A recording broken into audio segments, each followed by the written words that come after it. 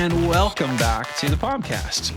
That's right. This is your primary source, your favorite source. It's a digital marketing podcast that's focused on, you know it, local lead generation insights and strategies. So if you've been searching for a current digital marketing tips and tactics resource, well, that search has led you to the right place. So thanks again for tuning in. Now I want to get to it. We've got somebody new on the POMCAST today. It's Claire Shaug. Claire is the Chief Operating Officer at Premier Online Marketing. And she's joining this episode so that we can talk about best practices, strategies, tips around apartment, SEM, and PPC. You might know it as MultiFamily. It's the same thing. Claire, welcome to the POMCAST. Thanks for having me, Sean. Excited to be here. Good. I'm glad you're here too. I want to jump right into it around, pre-podcast recording. You had talked about the goal is usually leads for people. There are other goals, but on the subject of the goal being leads, how would you define a high quality lead in the apartment industry, and maybe what strategies would be used in campaigns to make sure that you're getting the right prospects? Awesome. Yeah, that's a great question. Well, ultimately, at the end of the day, the goal is leases. You can get as many leads as you want, but at the end of the day, if it's not actually converting into residents renting apartments or single family homes, we work with a lot of single family home communities, then it's not really going to be a qualified lead. So we have to really look at the data to ensure that the leads that we are driving are going to be high quality. And that could mean different things for different communities. We have, a lot of communities that have a very limited staff. They don't have the means and the staff to be answering the phone a lot of the time. So we have to really have conversations and see, hey, do you want a lot of phone calls, or do you prefer contact form submissions? Do you want chat leads? What's going to work the best for your community and the goals of the community? But I would say, as far as like the typical high quality lead that we like to look at is going to be in the form of a call, them actually calling the leasing office. It's going to be a contact form submission on the contact page, or some sort of chat lead. The highest quality of lead potentially could be an actual application where the user is guided to the leasing portal and it can actually submit an application, submit all of their information there. Then the leasing agent has a lot to work with, as far as, they already know kind of where their income is. They've uploaded all their documentation. And that's probably where you can get the truest attribution source of like a lead to lease ratio, is through that kind of lead. So long answer, but we're looking for calls, we're looking for forms, we're looking for chat fills and applications. And ultimately we want those to turn into leases at the property. Yeah, no, that's great insight. I don't think that a lot of people are always thinking about the value of each of those sources. Like it's one thing to love having a form filled out, but it's a completely different thing when you have an immediate one-to-one dialogue through a phone call. And totally. That's the case in multifamily and many other verticals. And sometimes, whether it's the marketing team or the business owners themselves, they don't understand that it may not be that you want more of the form fills. Not that that's a bad thing. Sometimes it's really great, but oftentimes that one-to-one communication has a completely different conversion ratio, depending on how you guys have put your marketing plans together as a business. So in this same subject, I want to get your thoughts on what do you think the maybe most effective ways are to measure success of paid search campaigns when you're trying to generate positive outcomes for apartment communities? Totally. Yeah. Measuring success is really, I would say it's kind of twofold. Of course, you have your analytics reporting, you have the data that you're getting in and the feedback you're getting in from the ad accounts. And that's going to be, traffic to the website. Of course, that's the very high level initial signal of success that your campaigns are working, is you're getting that traffic, they're coming in. And then you're going to want to start looking at kind of, what actions are they taking on the website? What are they doing afterwards? Most of the time we'll actually not necessarily see a user convert that first time they come to the website. So we have to kind of monitor that journey. And kind of what the data has shown us is that for a traditional apartment searcher, they start off looking and getting to the website, and then they ultimately fill out that lead form maybe 2, even 3 weeks down the road. If I'm planning to move somewhere, I might be looking, to move for a job, and that's going to be in a couple months starting, or a month. So I'm not really ready to make that decision yet. So you kind of have to follow that user journey. So of course, initially we start checking traffic. We look and see that engagement on the website. And then ultimately at the very end of the day, we kind of follow that user and see at the end, do they make a phone call or submit a form lead, or a chat on the website? After that, then that's really kind of what comes into play, is the communication with the on-site teams, and to actually see, where did that lead go after? Did they actually end up filling out an application? And if they did they get accepted? Because a lot of people will fill out an application, but if they get rejected, then we don't want to find other users that are like that. We want to find users that are actually going to get approved and be able to move into the building.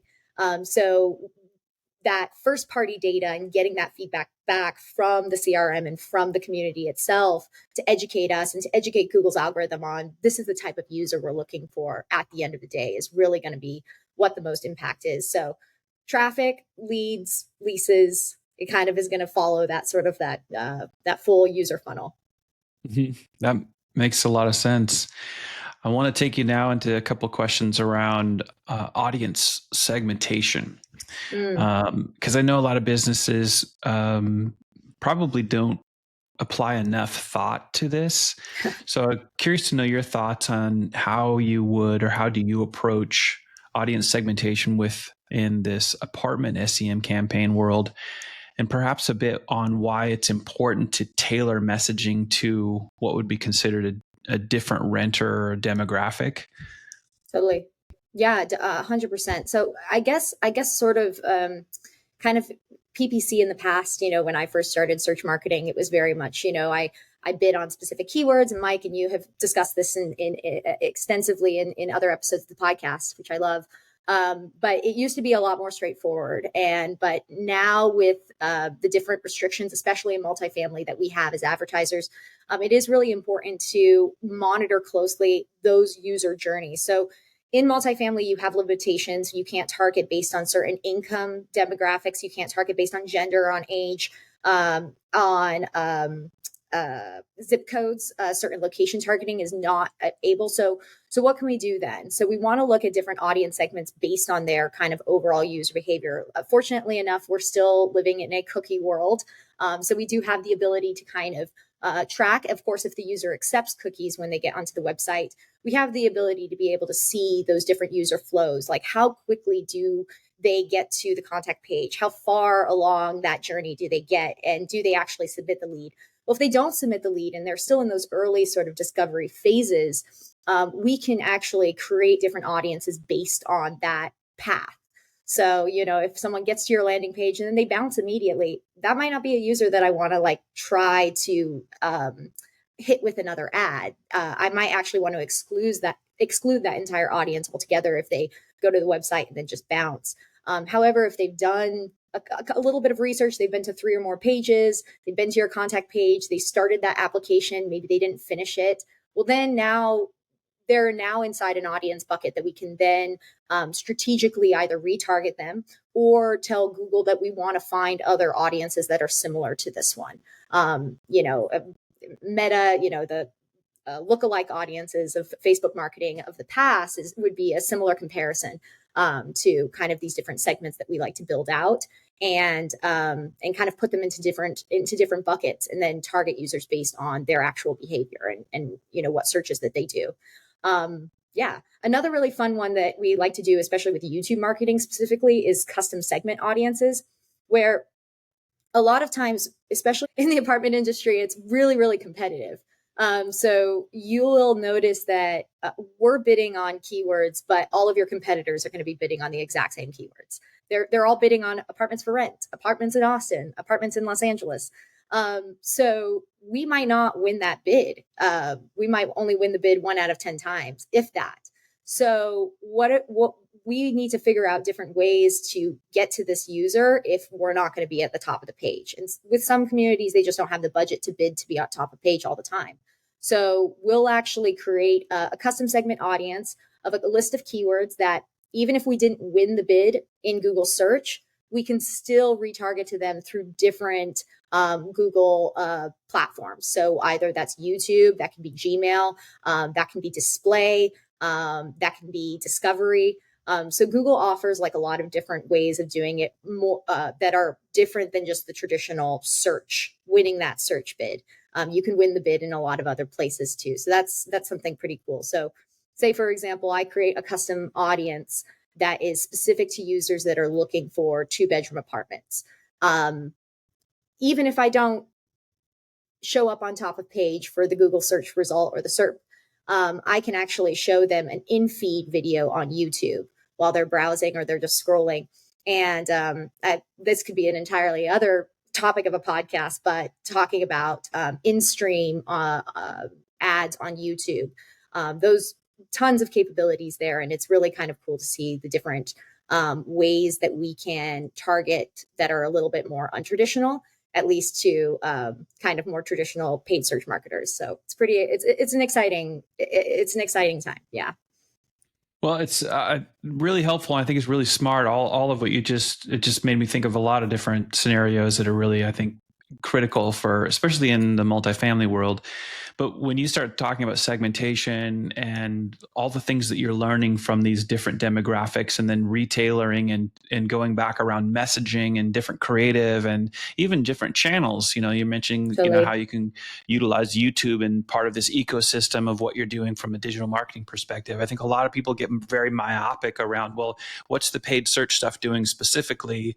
And you just did a brilliant job of helping people understand a much bigger picture around all of that, which I think is really critical. I think that's what separates people who are having good results and chasing down outcomes that are really positive versus maybe being stuck in some of the repetitive things that are the way they've been doing it forever. If you've always do what you've always done, you'll always be where you've always been, kind of.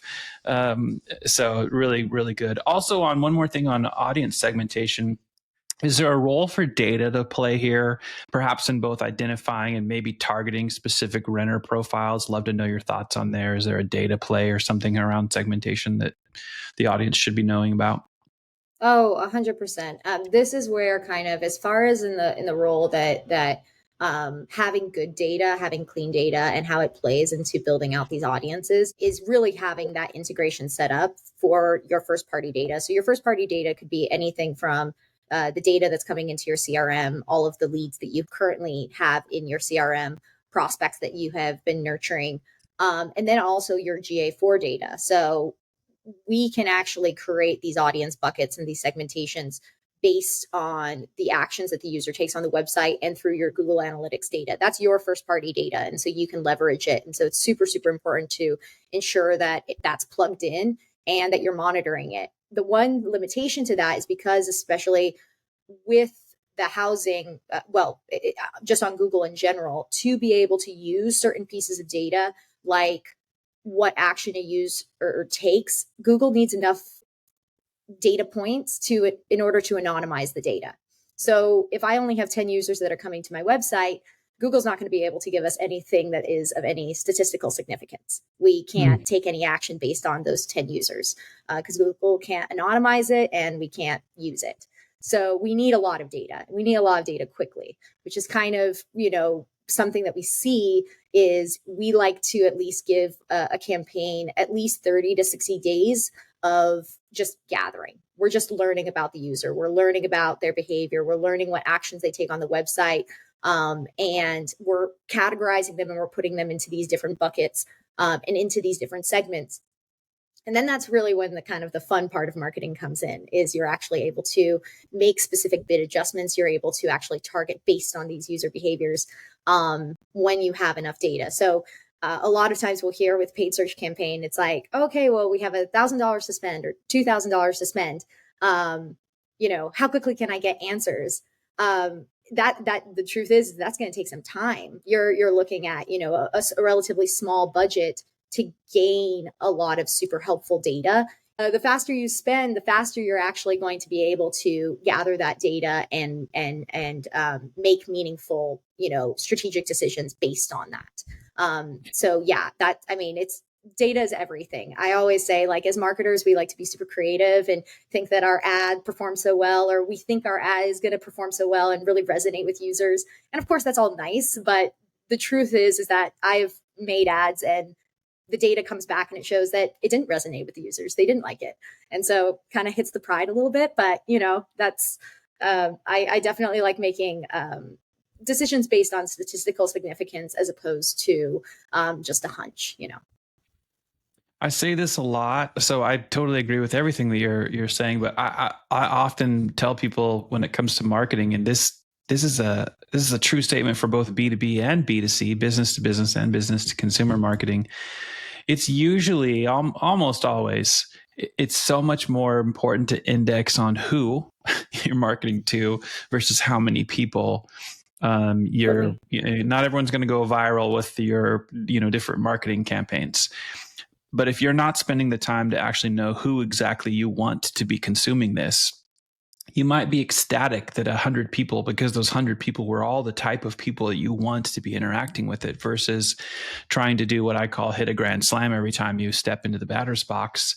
Oftentimes doing that is really expensive because you're trying to do things that are very, very time intensive and resource, specifically your wallet intensive, and not knowing whether or not you're actually going to hit it out of the ballpark, versus these things kind of like what you're talking about. At least that's what it made me think about, is you have to be very strategic in the way that you put these things together with points of data. Obviously, it allows you to get very specific on how you're going to target and how you're going to identify the best opportunities. And sometimes that's by making sure that your scope is realistic. And so oftentimes I end up telling people, hey, it's the who far more important than the how many in most cases.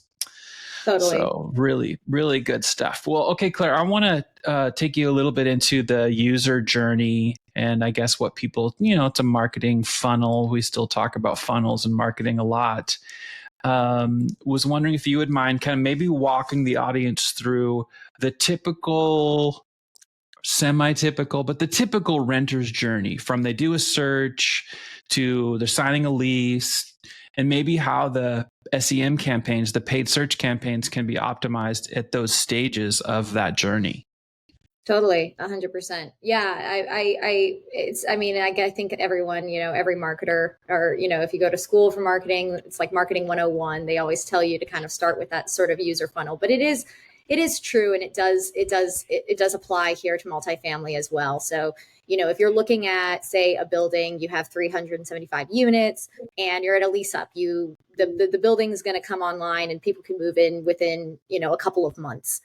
You're really going to start at the very beginning from that awareness phase, that awareness and consideration. And the way that you're going to get them to first know about you, know that you even have a building, it's brand spanking new. You have no kind of brand awareness at this moment. Nobody really knows who you are. So at first you have to build that awareness, and you can do that by many different channels. Of course, Google PPC is a great way to do that. Of course, you also have, social media, Hulu, TikTok, YouTube. There's a lot of different avenues, but staying specifically just to PPC and to Google search, you want to start building that awareness by starting by bidding on very high funnel search queries that users typically start when they are starting to look for an apartment. And you can find this very simply by using like Google Keyword Researcher and seeing what is the search volume around something like apartments in Denver, apartments in downtown Denver,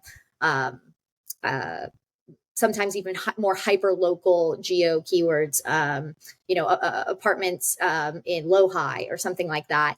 You want to be as specific as you can and get the users to just kind of discover you.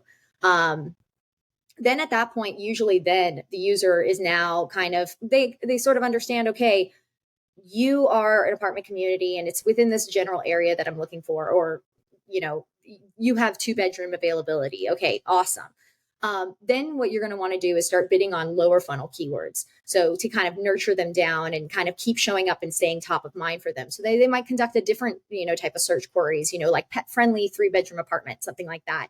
They're a little bit more specific about what they're looking for. Well, then you can show them an ad there too and be like, hey, we have this solution to your problem. At that point, a really interesting thing that we like to do is then we can layer in things like remarketing. while they're still in that sort of evaluation phase, they're looking at your competitors as well. They're going to be looking at ILSs. They're going to be looking at apartments.com, Zillow. They're looking all over the place. But you are going to be able, because they came to your website before, you're going to be able to retarget them. That's when I love to layer in things like display remarketing or YouTube remarketing. But basically, you can use different layers of remarketing when they're still in that evaluation phase and just kind of staying top of mind. Now, through all of these different phases, I'm not expecting the user to schedule a tour or make a decision at that point at all.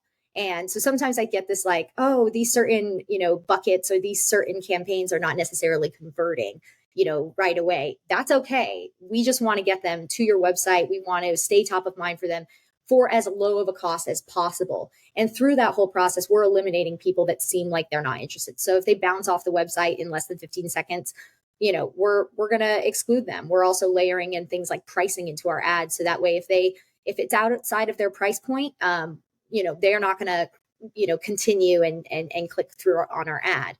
At the end of the day, the very bottom of the funnel, you are going to see that users typically are going to convert 8 times out of 10 on your brand term.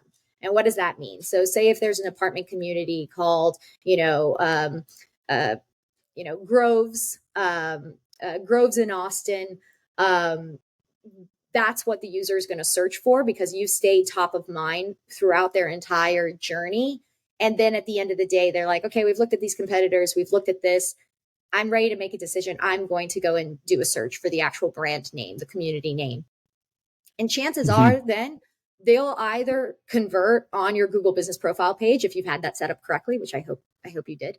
But if that's set up 9 times out of 10, they're going to go and convert there on either the Google business results page, one of your organic listings, or what we always like to do is allocate a certain percentage of your budget to your branded terms. So that way you dominate the search engine results page, because you'll notice that who else is going to be bidding on those terms? Your competitors, ILSs, and they're all trying to get higher and higher on the search results page. So you're going to want to make sure that you have your organic listing, you have an ad, you have your Google business profile completely decked out. And so they really have no option but to, okay, yes, I was looking for them. I'm going to find them. They're not going to get easily distracted by like, ooh, what are the ILS? What is Zillow offering? Or, ooh, can I get a deal at this other community instead? So you really want to dominate the SERP with that final brand search, that's the search that's going to happen, that's where they're going to actually convert or submit that lead. And we see a lot of people, especially ownership groups, and they'll tell us, well, why should I bid on my brand term? And a lot of PPC marketers, this is a very like controversial thing in paid search marketing. You have like the big, some people in paid search that I look up to and learn from. They recommend, no, you never want to bid on your brand term. You never want to bid on that. But I feel like there is a small percentage, just about 5 to 10% of your budget that should be spent on securing, because you already work so hard. You paid tons of money to get them down that funnel. And It would be a shame if someone just snagged it out from underneath you at the last possible moment because you didn't want to allocate $250 to just ensure that your brand is dominating the search engine results page. Yeah, back in the day, we used to kind of refer to this quite a bit as playing offense and defense. Strategically, you have to think that way. I think for American football fans, a lot of what you were just sharing if you were a coach, you'd be telling them that you need to be strong in all 3 phases of the game, which is offensive, defensive, and special teams. And maybe there's not a lot of football fans that will appreciate that analogy. I think some of them will, but that's essentially one way to break it down with a metaphor, and that is you can't think about it in one singular way of like, let's just throw the ads out there and let's just see what happens. Especially even as you chart it around the journey of what's happening with the renter, there's actually a really smart, wise business case to be made for knowing that your plays on both sides of the ball as well as your special teams that's how you get successful. And that's really actually how you separate yourself from everyone that you're competing against. And like you said, that's direct competitors. That's, ILSs. There's a lot of competition out there. And so all the things that you're sharing are really, really smart for people to be thinking, how do we get an edge? How do we get competitively ahead of people? Well, you're going to have to do a little bit more than maybe just mailing it in. So on this user journey subject, one other question, want to know if you have thoughts on, are there, I don't know, you will know, are there common gaps that you see on how multifamily marketers align their SEM efforts with this user journey? And if there are some gaps there, how would you address them? Yeah, I would say probably as far as like when I kind of audit a pay-per-click account and I'm looking at all of the potential gaps that are in that. I would say neglecting or not spending on specific keyword segments or different places in that user journey because they aren't seeing the immediate conversion come through that source. So, for example, as I mentioned, searching for those high funnel keywords like 2-bedroom apartments, that's probably one of the first. If I need a 2-bedroom apartment, that's what I'm going to search for. And that's going to be one of the first searches that I do. But I might not see conversions come in through that. But if I know I need to move 2-bedroom units and, my B units are really, really struggling, they're maybe a little bit overpriced compared to your competition.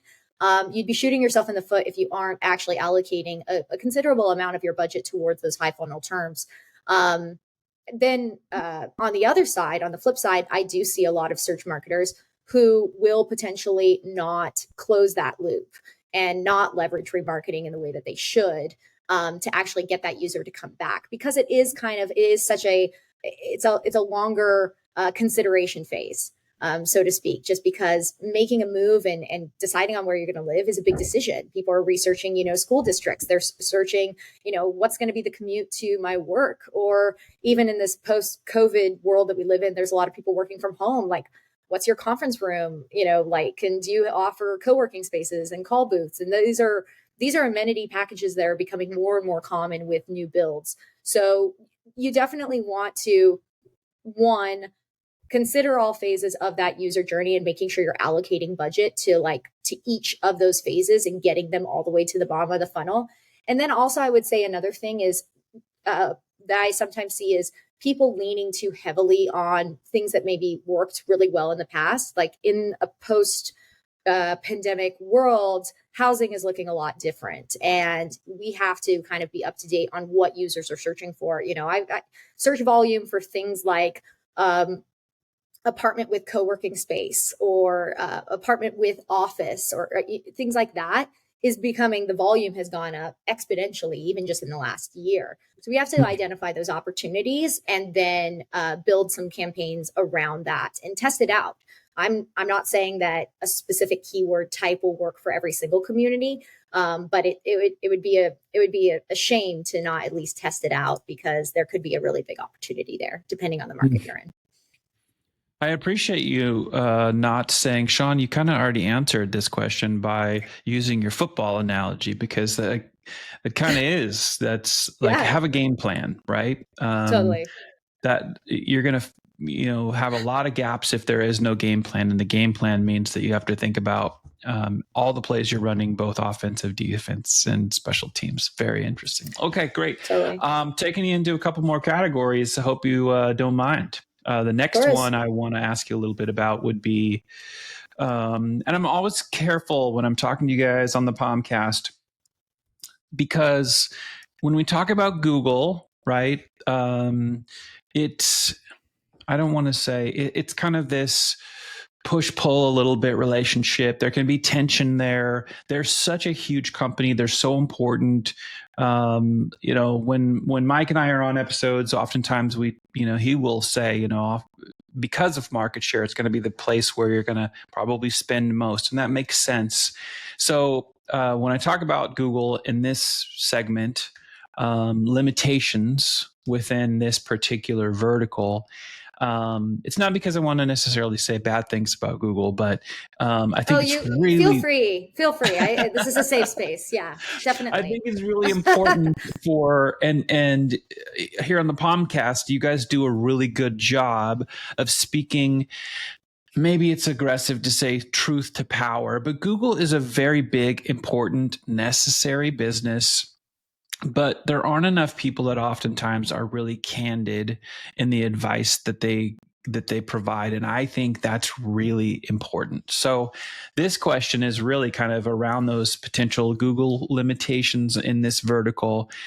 Question one, from your perspective, what would be or what are the biggest challenges, maybe restrictions that Google, I don't know if imposes, but that Google has relative to SEM campaigns in this vertical around apartments, multifamily, and maybe your thoughts on how you would navigate them? Totally. I mean, so this is going to be actually be something that is going to impact every single vertical. This is going to impact, Meta. It's going to impact, Hulu, TikTok, YouTube, Google, every single vertical. When you are working in multifamily, if you're working in housing in general, you will come with some limitations, and rightly so. I mean, we want to make sure that we're abiding by fair housing policies and that we aren't, that we're not being exclusive of certain audiences, and we want to make sure that we're abiding by all of the U.S. housing regulations. And so when it comes to Google specifically, there are regulations that come around housing. So I am not, as a digital marketer, I'm not able to target based on certain income demographics. I can't target based on your gender, your age, your race, or your zip code, your specific physical location. That used to be something that we were able to leverage, where we could actually exclude certain zip codes. Say, for example, we were doing a lease up for a Class A luxury high rise. And if our client told us that, hey, that there's specific zip codes that are in less affluent neighborhoods, we don't want to target to people there, we could actually exclude that.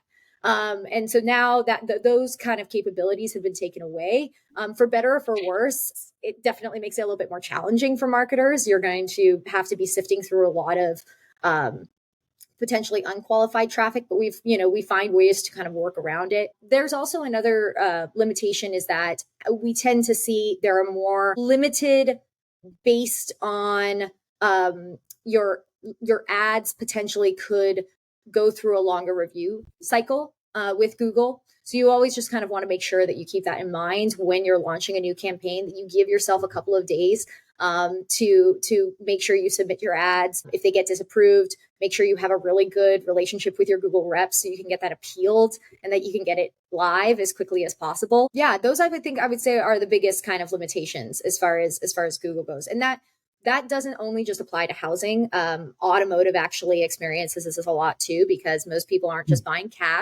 a car in cash. They're using some sort of financing and credit. And credit is another one of those special ad categories that Google flags and puts a lot of limitations on. Yeah. Personally, this is just me speaking. I do not like the fact that Google would have a restriction or impose a limitation. For example, zip code based. When you're in the multifamily world, when you're in the apartments world and the housing world, especially though, I think in multifamily, when you consider luxury, high rise, or more affluent rents, 5,000 a month, 10,000 a month. Some of these are very expensive properties, but there are people that that spend that kind of money.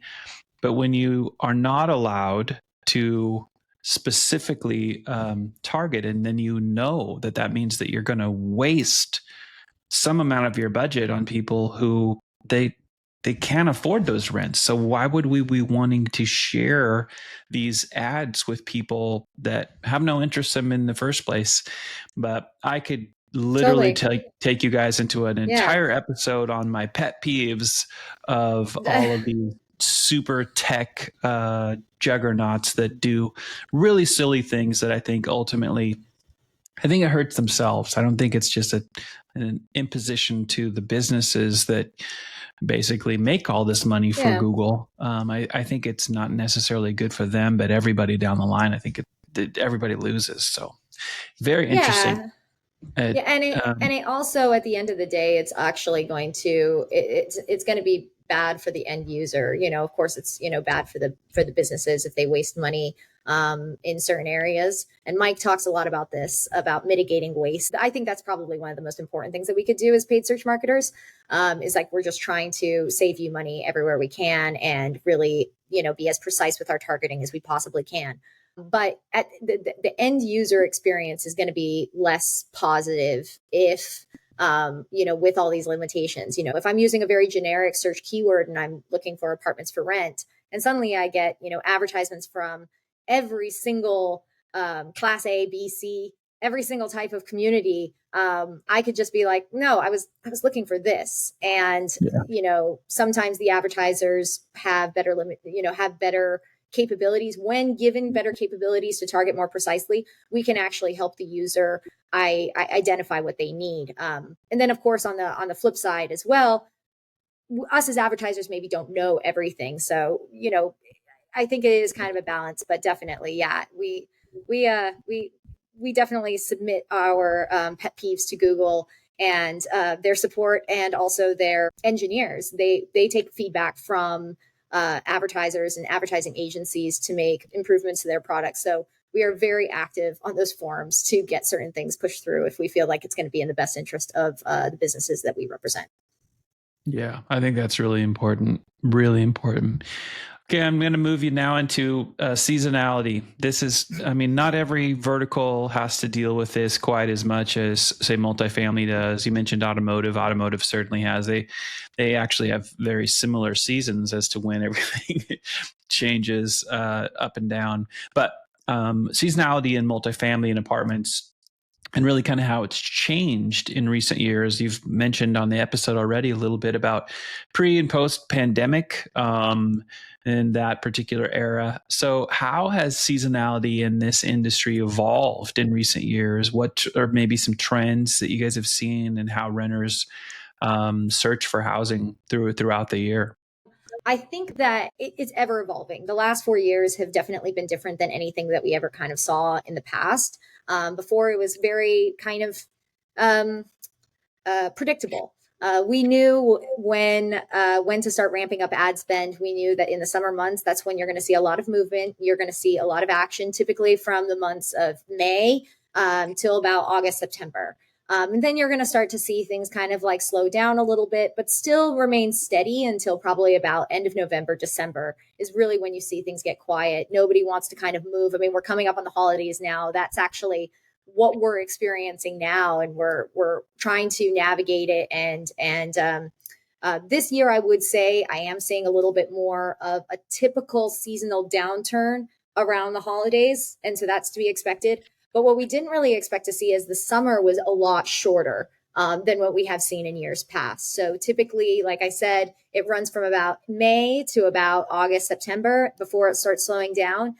It was a slower ramp up this year and a faster turn down. By July, we were already seeing traffic to start decreasing, and not just traffic in an individual campaign, the search volume overall. So you can actually look into Google search volume and Google Trends to see how many users in a given area in a month are searching for apartments, are searching for these types of keywords. Well, that went down by 30% from July to August, which typically July, August, you're still seeing some pretty strong performance. But when you see that kind of nosedive, then that was a little bit surprising, especially in certain like large DMAs, like if you're looking at Los Angeles market, New York. It was very, very surprising. And so I guess like one thing that I would say is we do have to be a lot more strategic with our ad spend. The days of where we could just kind of have a static budget, static monthly budget every single month throughout the whole year are kind of behind us. We really do want to be strategic in how and when we're spending our money.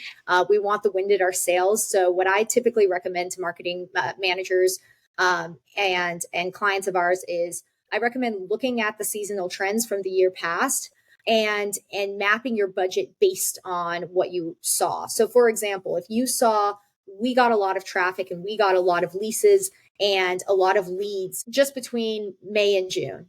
And in July, it started to slow down.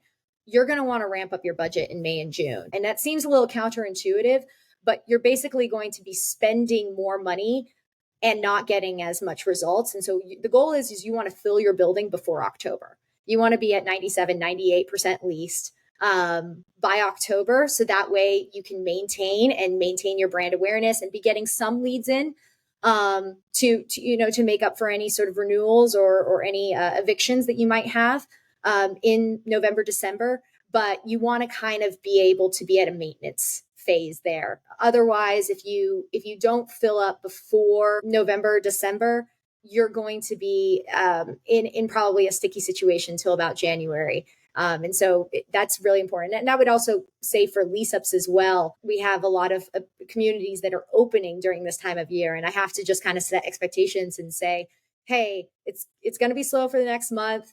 Don't panic. Let's ramp up ad spend in the new year. Let's get those leads coming in. And let's get kind of more on a trajectory to follow those seasonal patterns. That's great advice. I mean, obviously being a guy that's been spent most of my professional years in the automotive industry, it's very seasonal, and the adjacent industries to automotive being power sports and RV also very, very seasonal, and they're a bit different actually from automotive. But seasonality is something that is, if it impacts your vertical, it has to be accounted for when you're thinking about what you should be doing and when you should be doing. And I really love all the insights that you're sharing there, because I think that a lot of people oftentimes will go into what they're going to do from a digital marketing perspective. In this case, your paid search and mainly your search efforts in multifamily. And there's probably way too many that think about this in 30-day cycles, maybe quarterly, but it really is go into it thinking about the entire year based on the season of what happens. And I think that's really good advice that you share for people to be thinking about things before they get to the point where you can't do anything about it, right? If you're not planning, if you're not trying to accommodate these seasonality adjustments, there is a point during each season where it's kind of too late to do anything other than perhaps overspend or make bad decisions. And the fact that, I mean, it's consistent with what you guys always deliver on the podcast is really, really good tactical information that people can make better decisions going forward, or know what's important and what maybe isn't as important. Last segment that I want to take you into is really around how the paid side and the organic side kind of hold hands. It is important for SEM and SEO, the paid side of the house and the organic side of the house, to have some alignment. But I'm curious to know, I'd like to hear your thoughts on why it's important for SEM and SEO strategies to be working hand in hand in this vertical. And maybe also, what are some of the risks of leaving them in separate silos?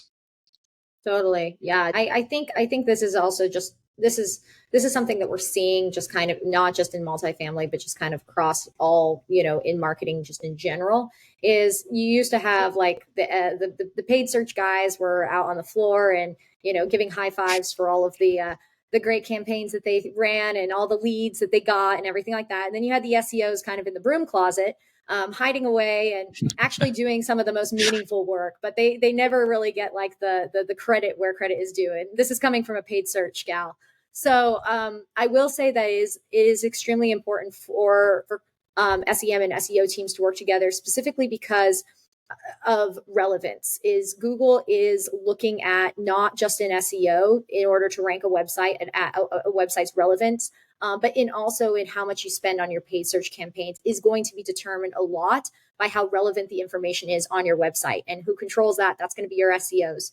So if I'm bidding on a certain keyword set, if I am bidding on some highly competitive keywords, I want to make sure that my SEO team is in alignment with those keywords and that they are optimizing for those keywords on the SEO side as well. If you aren't talking to each other, they could see, I couldn't possibly rank for this keyword. So I'm monitoring it, but I'm not even really optimizing on-site content, optimizing their metas, their H1s towards that.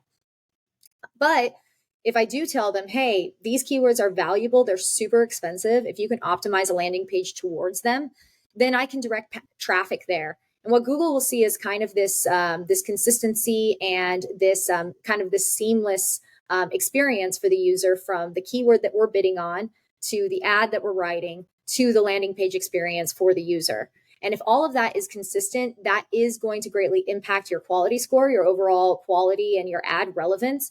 And at the end of the day, it'll help you in the auction to outbid your competitors. And, you know, depending on the keyword, you could possibly even be saving some money and paying less for those clicks than if you were sending the user to a landing page that was completely not optimized towards the keyword that you're bidding on. So being in alignment with your SEO team and letting them know what clicks are the most valuable for you on the paid search side, where you're getting the most conversions, and which ones are the most expensive for you. We've seen CPCs, when we've run A/B split tests, directing users to a landing page with very specific keywords that we're bidding on versus just a static homepage. We've seen incredible results and decreases overall by up to 60% in overall CPC of what you would spend. So that's huge. And so very, very important to be aligned. And another thing that I would say on the SEO and SEM kind of working together is also when you kind of look at the short-term and long-term strategy. So say, for example, you have an apartment community that is just, it's in a lease-up phase. So they expect, 12 to 18 months. They're just trying to fill that building. At that time, when the website and the community has no relevance and no ranking on Google, it's a brand spanking new site, you're going to lean heavily on your paid search efforts and your PPC efforts. Because you just need to get people to that site, and you have to pay to play to do that because you're not ranking organically for any keywords. So you're paying, you're going out there, you're getting the users to the websites, you're putting ad dollars behind it. Eventually, I think every owner would agree that they don't want to be spending all that money forever. They're kind of hoping that, they'll fill the building and that word of mouth and that people will renew, and they'll be able to gain some organic traction to then not have to spend so much on their marketing efforts. And that's our goal for any lease up as well. And so what we always encourage is, listen, take this opportunity where we're spending heavily on our PPC and get your website optimized from an SEO standpoint. Get yourself ranking on Google Map Packs organically. And then we can start eventually being able to scale back on ads. And you're going to see those SEO efforts just kind of take over from there. So, I might be shooting myself in the foot here. And if any of our clients hear this, I'm not saying you should cut budgets, but I'm saying you should invest in your SEO. So that way, eventually, you will not be as reliant on your paid search efforts, and your website will rank organically. And that's free traffic. And that's what we want. You're in some ways saying something that I've said for years, which is search is the tip of the spear, and that's both paid and organic.